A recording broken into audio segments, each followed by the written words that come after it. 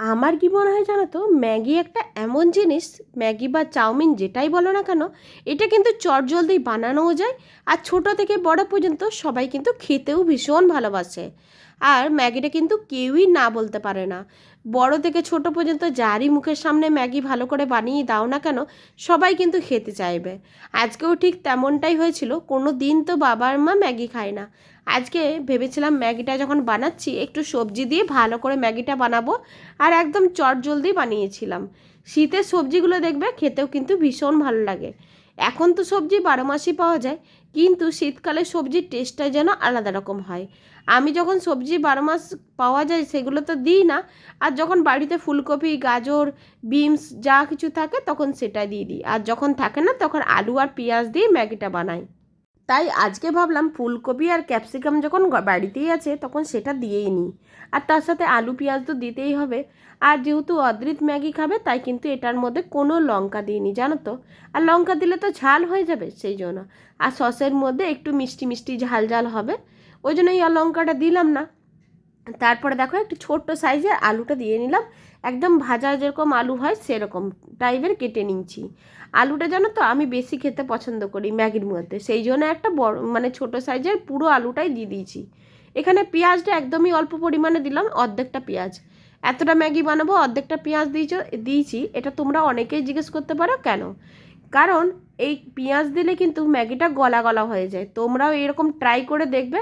পেঁয়াজটা কিন্তু কুচি করে পরে ম্যাগির সাথে ট্রাই করে খেয়ে দেখো, সেটা কিন্তু খেতে ভালো লাগে। আর যখন পেঁয়াজটা ভাজার মধ্যে দেবে না, তখন কিন্তু ওটা ম্যাগিটা গলা গলা হয়ে যায়। সেই জন্য আমি পেঁয়াজের পরিমাণ একদমই অল্প দিয়েছি। পেঁয়াজটা না দিলেও যেহেতু চলবে না তাই। তারপরে এটা আমি ভালো করে সবজিগুলো ধুয়ে নিলাম। এদিকে একটা কড়াই চাপিয়ে দিয়েছি, কড়াইয়ের মধ্যে জল গরম করতে দিয়ে দেবো। আর জলের মধ্যে মনে রাখতে হবে একটুখানি কিন্তু তেল ফেলে দিতে হবে, যেটা সাদা তেল। না হলে কিন্তু ম্যাগিটা গায়ে গায়ে লেগে যাবে। আর প্রথমে জলটা আমি ভালো করে ফুটতে দিলাম, তারপরে একটুখানি হালকা নুন দিয়ে নিয়েছিলাম। ম্যাগিটার মধ্যে পরে নুনটা ঢুকতে চায় না, সেই জন্য কিন্তু আগে আমি এটার মধ্যে নুন দিয়ে নিলাম। দিয়ে কিন্তু এটা আমি ফুটতে দেবো। তারপরে দেখো এটা আমি ফুটে গেছিলো, তখন আমি নামিয়ে নিয়েছিলাম। আর এখানে আমি অন্য কড়াই নিয়ে নিয়েছিলাম। ওটা যেহেতু আমাদের নিরামিষের কড়াই, তাই কিন্তু ছেলে নিয়ে খেলছিল, তখন ওই কড়াইটা নিতে বাধ্য হয়েছিলাম। তারপরে তো এই কড়াইটা পেয়ে গেলাম, তখন ওই কড়াইটা রেখে দিলাম, ম্যাগিটা শুধুমাত্র সেদ্ধ করতে দিয়েছিলাম।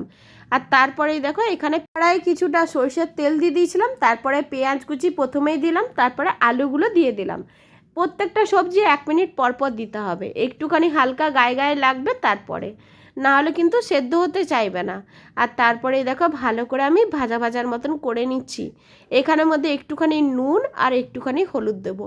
হলুদ ছাড়া ম্যাগি খেতে আমার ভালোই লাগে, কিন্তু আজকে মনে করলাম আজকে অনেক দিন পরে মা যেরকম আমাদেরকে স্কুলের টিফিনে বানিয়ে দিত হলুদ দেওয়া ম্যাগি, সেইভাবেই বানাবো। আর ওই যে তোমাদেরকে বললাম মা আর বাবা যেহেতু কোনোদিনই ম্যাগি খেতে চায় না, তাই ভাবলাম যে আজকে ম্যাগি বানিয়ে সবাই মিলে খাবো। বেশ ভালো করে বানাই ওই জন্য।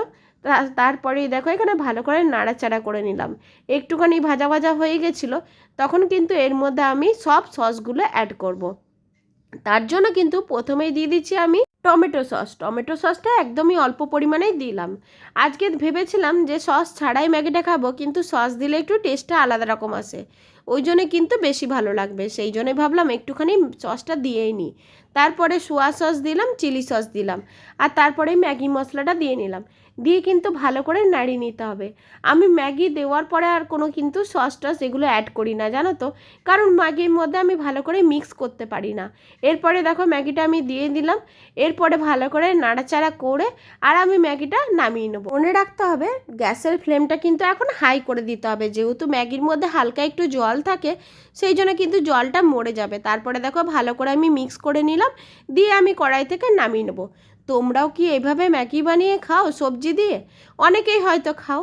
তোমরা কিন্তু অবশ্যই কমেন্ট করে জানিয়ে দেখো এই রেসিপিটা তোমাদের কেমন লাগলো। আমার কিন্তু এইভাবে ম্যাগি খেতে দুর্দান্ত লাগে। তোমরাও এইভাবে চটজলদি ম্যাগি বানিয়ে খেয়ে দেখো, দুর্দান্ত লাগবে। আজকের রেসিপিটা যদি তোমাদের ভালো লাগে তাহলে একটা লাইক, কমেন্ট আর শেয়ার করে দিও।